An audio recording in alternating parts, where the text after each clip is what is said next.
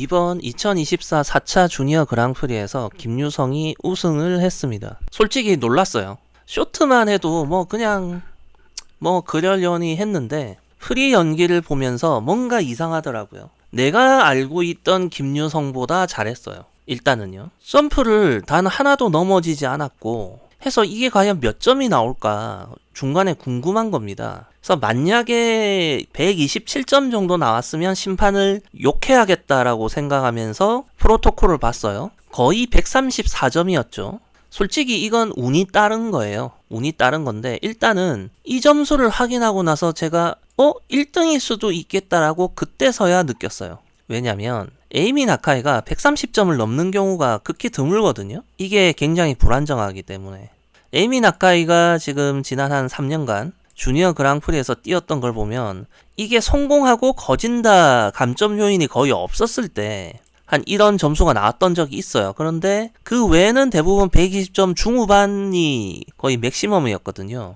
그래서 김유성의 이 점수를 보고서 이러면 김유성이 우승을 할 수 있겠구나. 아니, 좀 더 정확하게 얘기하면 이미 결과가 다 난 다음에 연기를 본 거기 때문에 설마 1등인가? 라고 하면서 본 거예요. 근데 결과적으로 1등이었고 굉장히 놀랄 노짜입니다. 제가 아까 여기서 이게 운이라고 한 건 뭐냐면 일단 엣지가 안 잡혔고 트리플 살코가 회전 부족도 안 잡혔어요.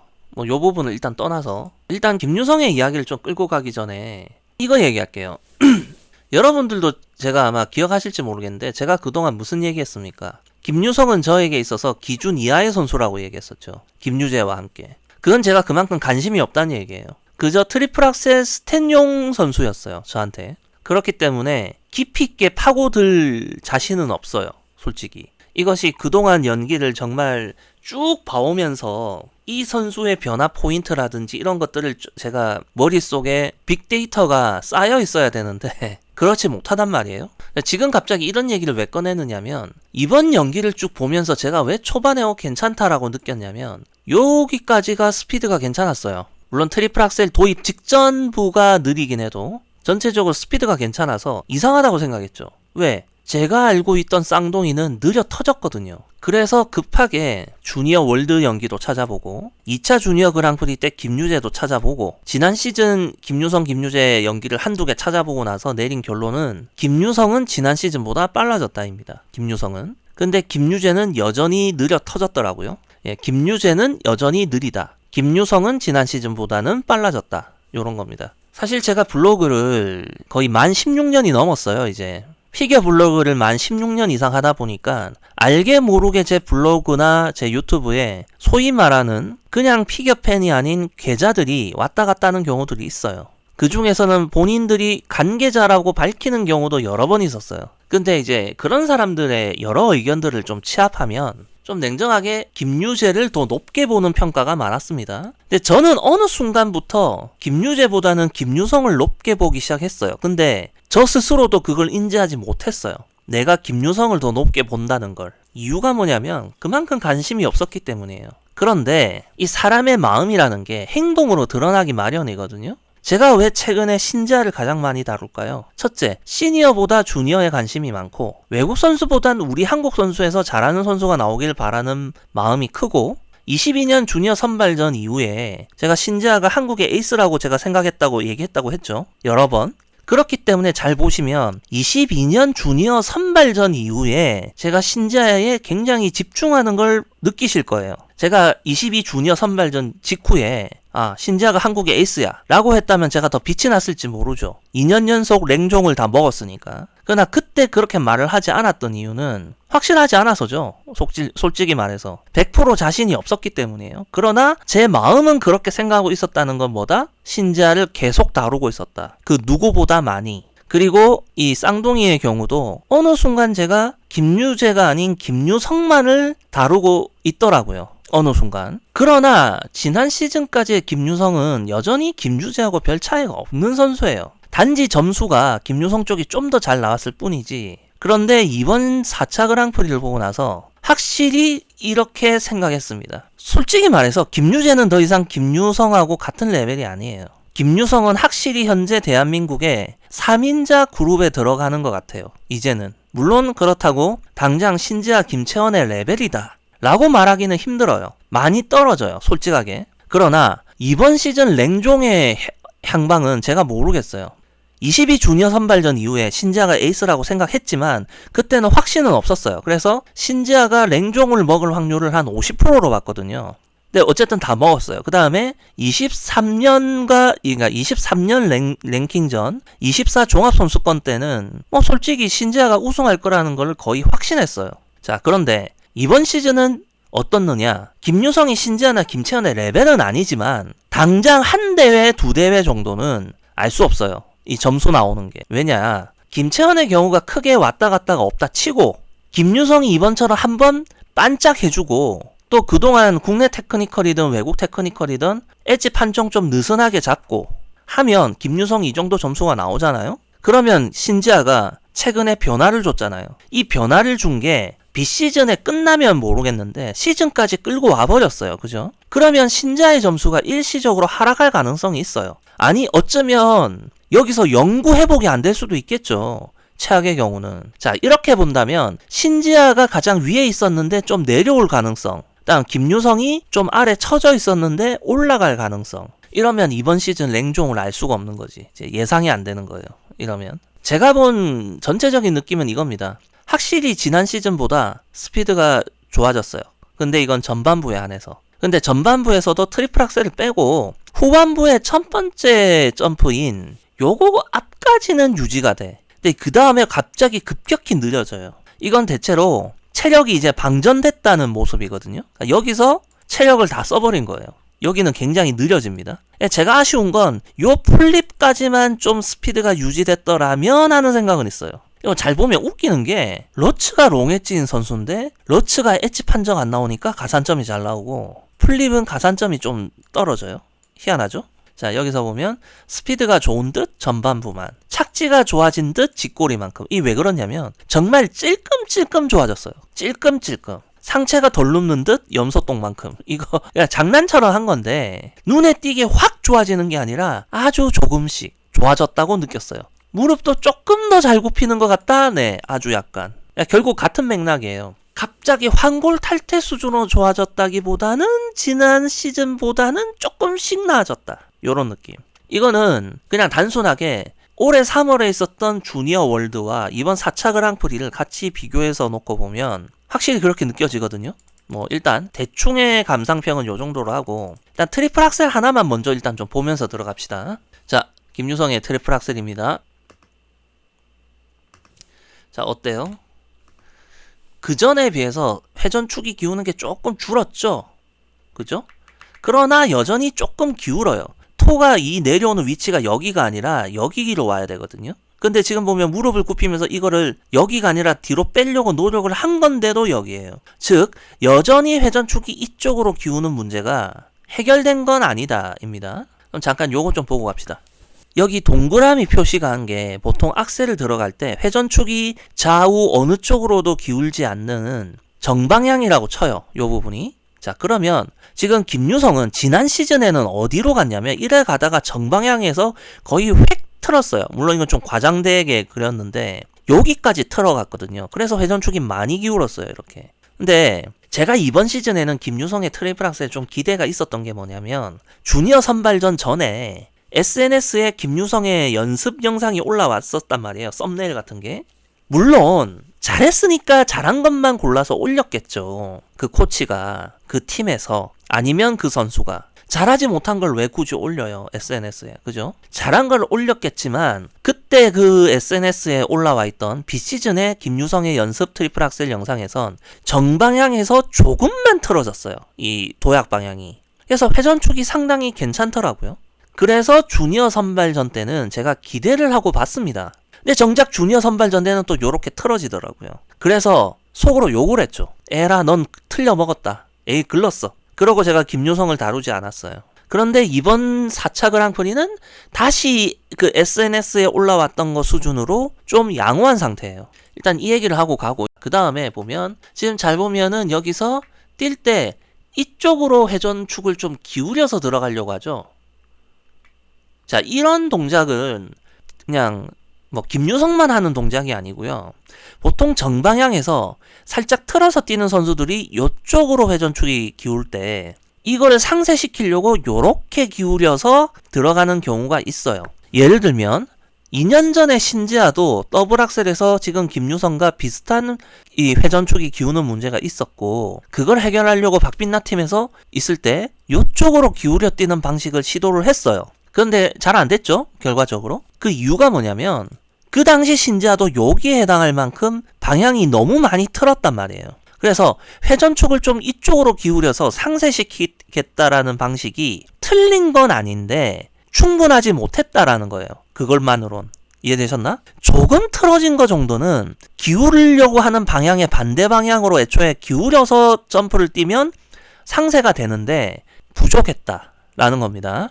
지금 여기서 김유성의 이런 동작들도 좀 그런 의도가 있는 게 아닌가라는 짐작을 해봐요. 짐작을. 그런데 역시나 충분하지 않습니다. 솔직히 충분하지 않아요. 그래서 이 부분은 좀 더, 자, 지금 보면 활주를 요 방향으로 하고 있거든요. 요 방향으로 하고 있는데, 자, 이렇게 들어가죠. 자, 이렇게 날이 틀어졌으면 이 점프 진행 방향은 요 방향이에요. 그러니까 정방향은 요 방향이라고 볼 수 있고, 근데 지금 요 방향으로 가죠. 네. 그러니까 요렇게 살짝 기우는 건 어쩔 수가 없어요. 제가 봤을 땐 이 동선을 좀 수정을 안 해도 돼. 근데 솔직하게 말해서 좀 냉정하게 얘기할게요. 김유성의 트리플 악셀이 무슨 뭐 알레나 코스토리 한창 좋았을 때처럼 뛰는 것도 아니거든요. 비거리가 엄청 좋은 것도 아니야. 이 정방향에서 그대로 뛰어도 펜스 안 부딪혀. 어차피. 왜 자꾸 방향을 틀어서 뛰지? 이렇게 하면 가산점이 더 잘 나온다고 생각하는 건가? 저는 그 부분에 있어서 좀 의문입니다. 일단 랜딩이나 제대로 하고 봐야 될 거 아니에요. 랜딩도 제대로 뭐 확률적으로 높지 않은데, 잘 봐요. 지금 1.114죠. 솔직히 시마다마오가 그 회전을 겨우 채우면서 발뒤꿈치 돌리는 게 막 2점씩 나오는 거랑 비교하더라도 그냥 좀 별로거든요. 근데 시마다마오는 절대 정방향에서 틀어서 뛰지 않아요. 그냥 직선 활주로 그대로 한단 말이에요. 그래서 좌우로 기우는 문제는 없어요, 시마다마오가. 그러니까 이러한 가산점이라는 건 단순하게 이 점프 하나만을 가지고 주어지는 게 아니에요, 피겨가. 이 웃기게도 사실 기술점, 뭐라고 할까, 신체 점제가 진행되고 나서 이 점프의 가산점은 순수하게 이 점프만을 보고 주어져야 함에도 불구하고 현실적으로는요, 이 가산점이 또 다른 PCS예요. 또 다른. 여러분들 그런 거 못 느끼십니까? 어찌됐던 좀 아쉬운 부분은 있다, 아직도. 그러나 지난 시즌에 대부분의 트리플 악셀은 이 방향도 아니고 거의 이쪽으로 뛰었어요. 정방향이 이 방향일 때 이것도 아니라 이 정도로 뛰었기 때문에 많이 기울고 문제가 됐었어요. 자, 그러나 지난 시즌에도 좀 상당히 양호하게 뛰었던 그 대회도 있거든요. 그리고 지금 주니어 선발전 때도 많이 틀어서 뛰었던 걸 생각하면 이러한 트리플 악셀의 성공이 꾸준할지 모르겠어요. 좀 의심스럽습니다. 참고로 채공 시간은 0.56초 정도이기 때문에 회전을 채우고 랜딩이 가능한 점프다라는 거에는 의심의 여지가 없어요. 아시겠죠?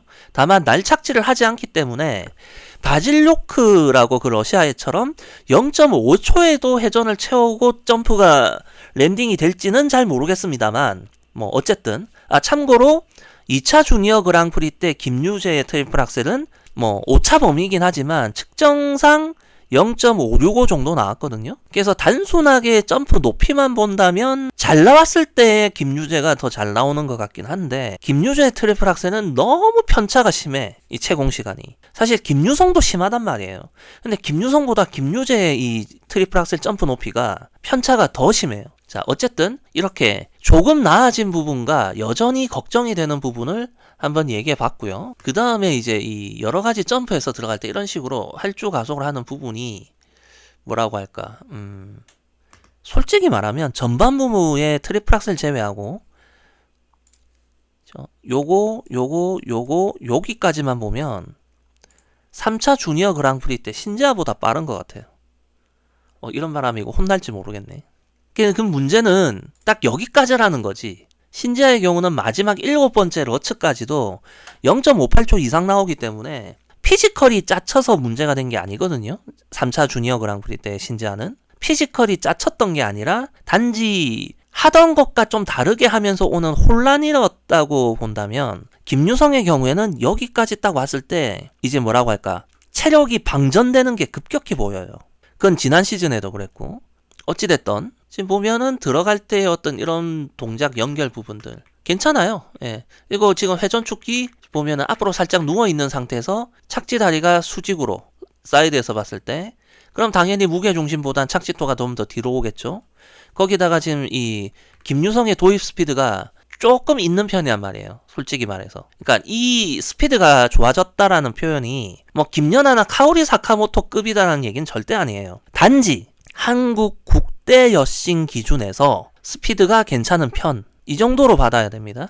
자, 어쨌든 지난 시즌에 비해서 도입 스피드가 좀 빠르다. 도입 스피드가 빠르면 빠를수록 이 무게 중심보다 이게 앞에 나가는 게 더 위험해져요. 제 유튜브 채널에 착지라고 검색하시면 그냥 제목이 착지만 딱 두 글자로 돼 있는 영상이 있어요. 착지 검색해서 모두 보기 하면 착지라는 두 글자의 영상이 있는데 이미 다 거기서 기본 개념을 설명해 놨어요. 그리고 거기에서 말했던 개념으로 지난 시즌 건민솔이 점프 넘어진 거, 앞에 3차 그랑프리에서 신지아가 점프 넘어진 거 다 설명이 돼요. 이것도 그렇고요. 이것이 안 넘어지는 이유가 설명이 되죠. 이 방향으로 점프를 뛰고 도입 스피드가 좀 있다라는 건 뭡니까? 이 몸이 수평 방향으로 날아가는 에너지가 있다는 거죠. 운동 에너지가 여전히 있다는 거예요. 그죠? 이 무게 중심보다 이게 이쪽에 있으면 넘어질 확률이 높아요. 조금이라도 이 착지토 위치가 무게 중심보다는 뒤쪽으로 와야 된단 말이에요. 진행 방향 쪽으로. 왜? 뒤로 착지하는 점프니까. 뭐 피겨에서의 점프라는 게 다 뒤로 착지하죠. 어쨌든 이렇게 되고 이제 예전에는 이쯤에서 무릎 못 굽히면서 상체가 확 눕잖아요. 보면. 그런데 좀 더 굽혀준다. 아, 그리고 좀 그런 건 있어요. 네, 잘 보면 이제 그 오른쪽 다리가 이렇게 돌아갈 때 여기가 빨리 같이 돌아가 주거든요. 그러면서 다리 사이에 어떤 무릎 간섭이 없죠. 지난 3차에서 신자야가 보였던 요게 간섭이 없어요. 물론 점프 높이는 김유성이 좋진 않습니다. 그냥 회전 속도발로 뛰는 거예요. 그리고 이제 조금 눈에 거슬리는 게 뭐냐면 너무 내려요. 착지토가. 제가 이거 1, 2, 3, 4라고 적어놨죠. 신지아는 3번에서 4번을 쓰거든요. 김연아가 2번에서부터 4번을 썼어요. 근데 김유성의 경우는 1번이 많고 나중에 지금 김유성도 이 회전이 계속 모자랐던 이 트리플 살코를 가면 거의 3번 수준까지 오거든요. 그 말은 뭡니까? 회전이 짜치니까 점프 높이가 짜치니까 3번까지도 오더라는 거예요. 김유성도. 그러면 이런 점프에도 뭐 3, 4번은 아니더라도 한 2번만 하라 이거예요. 1번을 하지 말고. 그러면 지금 여기서 닿는 게 아니라 한 이 정도에서 닿을 수 있거든. 좀 더 한 요 정도에서 닿을 텐데 지금 약간 그러니까 이게 경우에 따라서 착지가 조금 삐끗하면 언더나 쿼터 랜딩이 나올 확률이 올라간다는 거죠. 그러니까 실력이 되는 스케이터일수록 보다 안정적으로 심판에게서 회전을 인정받기 위한 그런 착지 스킬들이 있단 말이죠. 그러니까 그런 부분은 좀 아쉬워요. 아직은. 어쨌든 간에 지금 전반부를 쭉 보면 이 연기가 지난 시즌 연기하고 같이 틀어놓으면 확연하게 구분이 돼요. 스피드란 측면에서. 아, 단지 스피드가 지난 시즌보다 좋아졌다 해서 이 연결 구성이 굉장히 어려운 고난이도 구성이다. 뭐 그런 말은 아닙니다. 분명히. 자, 그 다음에 러치를 뛰는데 뭐 롱엣지입니다. 솔직히 제가 테크니컬이면 최소 어텐션을 줬겠죠. 그렇기 때문에 제가 테크니컬이었다면 이 점수는 안 나와요. 한 130 나오겠죠. 요거 엣지 판정 들어갈 거고 요거는 저는 언더 줄 거니까. 그런데 어쨌든 간에 잘 보면 이 점프를 들어갈 때 느리지 않으니까 뭔가 점프가 있어 보인단 말이에요. 솔직히 말할게요. 시마다마오 단독 러츠보다 더 있어 보이거든요. 겉으로 보면. 물론 시마다마오의 단독 러츠만큼 점수를 이건 좀 받은 거네. 어쨌든 이 점프가 왜 보잘것없어 보이지 않냐면 자, 시마다마오나 김유성이나 트리플 러츠 플립은요 다 0.5초 초반대예요. 이 점프 높이가 시마다마오보다 높다고 생각하세요? 그렇지 않더라고. 채공 시간을 재보니까 0.5초 초반이에요. 그러나 오는 스피드를 그대로 안 꺾이고 이어져서 날아가는 모습이거든요. 그리고 회전축이 잘 잡혀 있고 착지도 딱 적당한 위치에 내려왔고 무릎 굽혀줬고 상체 안 누웠고. 자, 그래서 이 부분이 이제 좀 비교가 되는 거예요. 자, 이렇게 연결 트리플 토가 있는 이 점프 같은 경우는 상체가 눕는 게 무릎을 못 굽혀서라기보다는 연결 트리플 토를 들어갈 때 본인의 어떤 이런 자세가 상체가 눕는 자세가 이미 몸에 배어 있어요. 이게 이 부분은 뭐 어쩔 수 없지. 지금 와가지고 뭐 룹 이제 회전축 적당히 잡혔네요. 이거 지난 주니어 월드 때 이거 회전축 막 기울고 난리 브루스였는데. 자, 무릎 상체 안 누웠죠? 그리고 지금 방금도 여기서 연결 더블 토를 보면 안 부딪히거든요.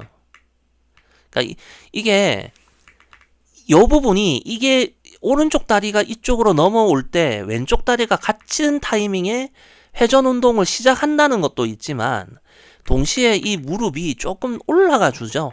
살짝. 그러면서 이제 피하는 건데 러시아에는 저 동작을 이 오른쪽 무릎이 완전히 그냥 이 정도가 아니라 한 여기까지 올라오는 선수들도 있어요. 여기에 간섭을 피하기 위해서. 뭐 어쨌든 뭐 그거는 걔네들 사정이고. 그 다음에 이제 후반부 첫 번째 점프인데 확실히 힘이 좀 빠진 게 좀 느껴지긴 하지만 그래도 이제 다시 갈속을 해서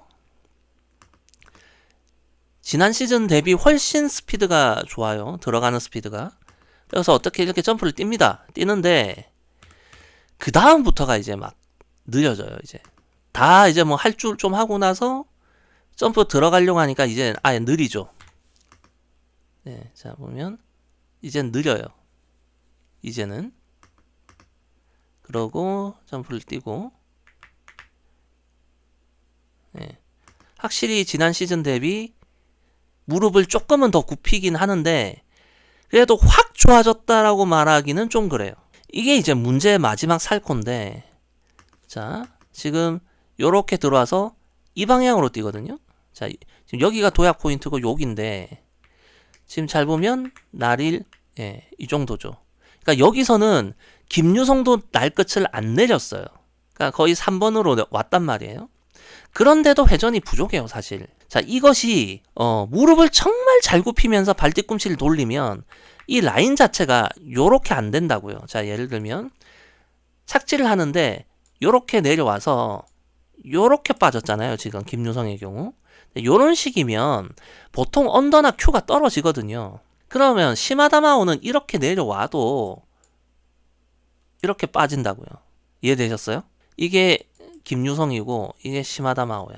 나를 돌려서 빼는 라인이 회전을 아예 채운 것처럼 보이고 시마다마오는, 김유성의 경우는 이렇게 돌죠. 날끝이.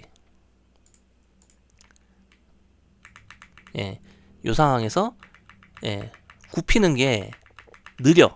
그래서 이 정도라도 굽혀줬으니까 이게 버텨지는 거지. 자, 그러면 이 마지막 살코가 왜 자꾸 저러냐. 지난 주니어 월드 때는 더 심합니다. 자, 이게 지난 주니어 월드의 살코인데, 뭐야, 성공을 했어? 아, 이게 언더였나 큐가 떴나 그랬을 거예요. 자, 지금 보면 착지를 잘 했죠. 이때도. 그러나 이 정도. 저는 트리플 악셀도 이 정도로 내려왔으면 싶은데 잘 돌렸거든요. 근데 이때는 이게 언더였나 큐였나 그랬어요. 지난 주니어 월드 때 김유석의 마지막 살코는 큐가 떴죠. 큐가. 자, 그걸 감안한다면 사실 이번 요거는 운이 따랐다고 봐야 됩니다. 솔직히 더 안 좋아 보이거든요.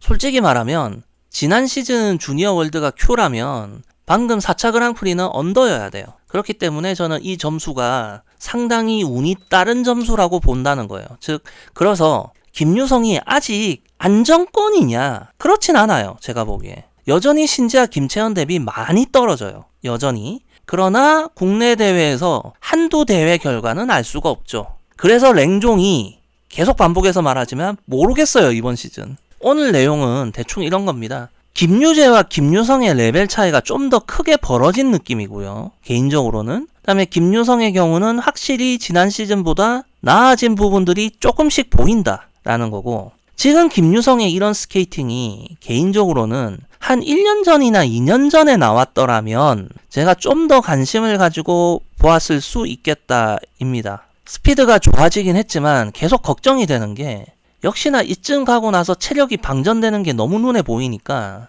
아쉽네요.